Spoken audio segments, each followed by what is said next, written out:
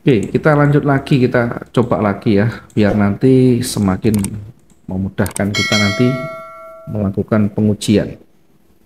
Kita acak dulu ya, atau mungkin nanti kalau ada tanggal berapa kita bisa uji di sana. Nah, sekarang kondisi seperti ini. Ada kecenderungan yang kuat sekali turun. Kemudian di sisi bawah kita perhatikan di situ mulai penolakan.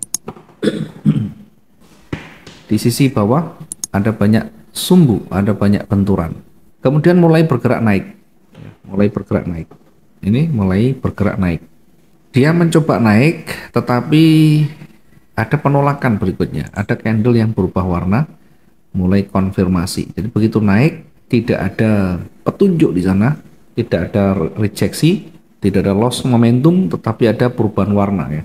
Ada perubahan warna di sana, tidak cukup kuat untuk mengindikasikan seller, hanya warna kecil saja. Maka kita tunggu satu konfirmasi merah di sini, di mana merah ini tentu punya kekuatan yang signifikan terhadap candle sebelumnya. Maka kita bisa masuk di sini. Selnya di candle merah berikutnya. Targetnya di mana? Targetnya di level bawah, di level di sini.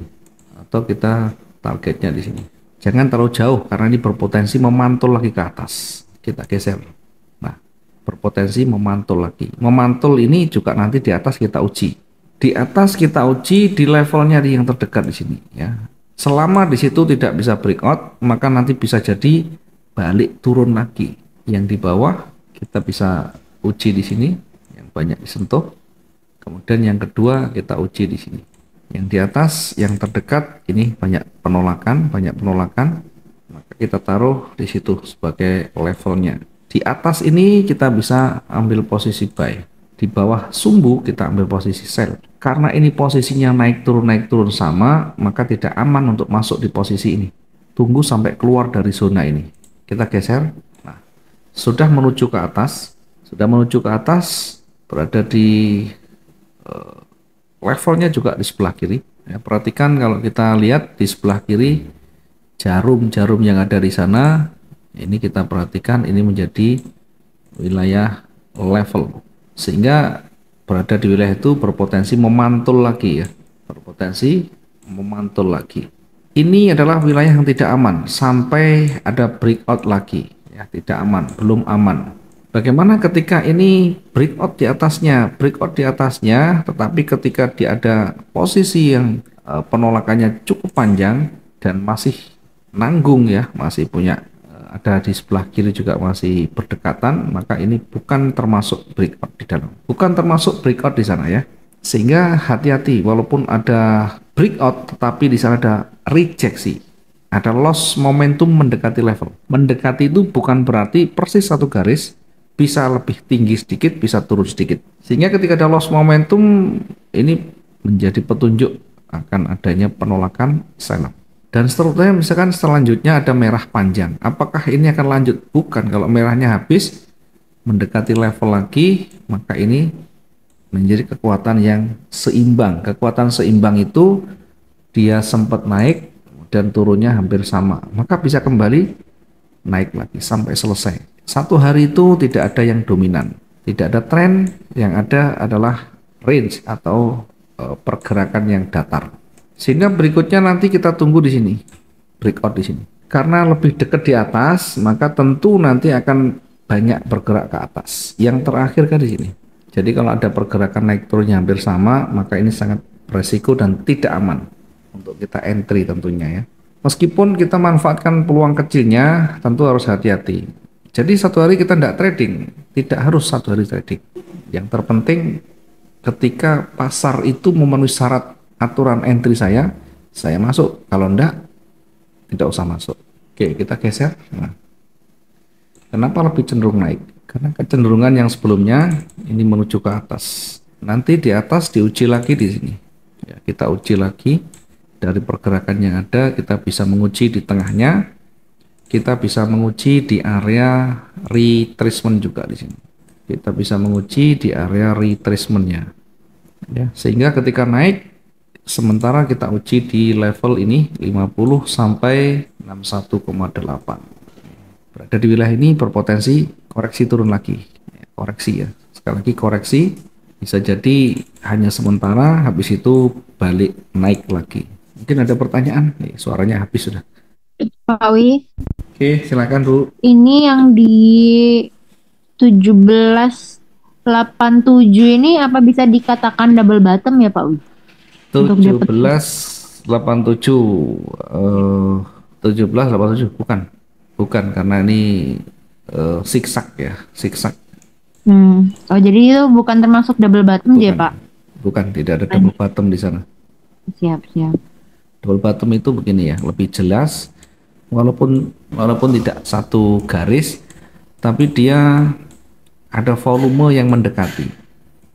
Ada volume yang mendekati ya. Contohnya begini. Ada volume meskipun dia tidak persis tapi ada volume yang mendekati. Ini namanya double bottom.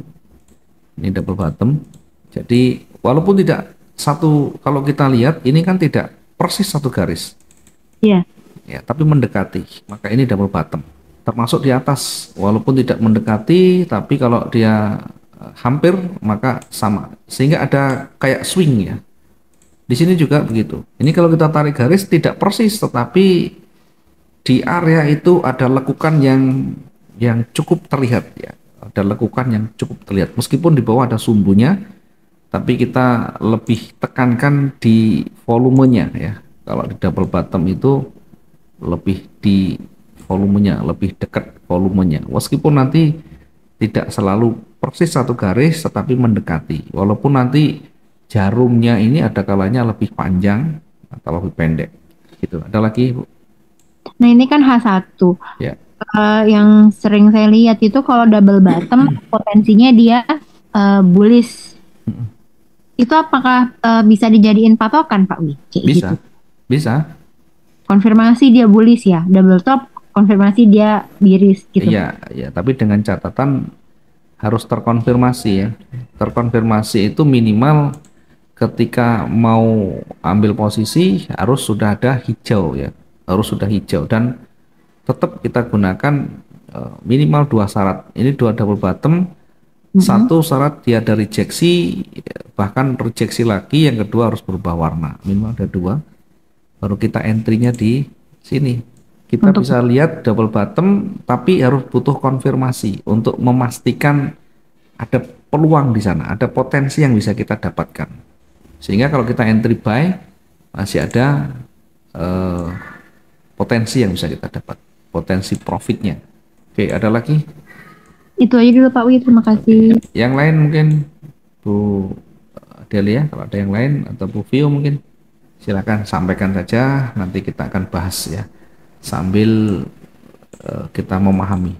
Ini butuh latihan yang banyak matanya jeli ya Pak Wia. Iya, enggak apa-apa, biasa di awal begitu. Nanti lama-kelamaan kayak kita memandangi teman kita itu. Kalau pertama mungkin tidak terlalu suka, nanti lama-lama jadi suka gitulah.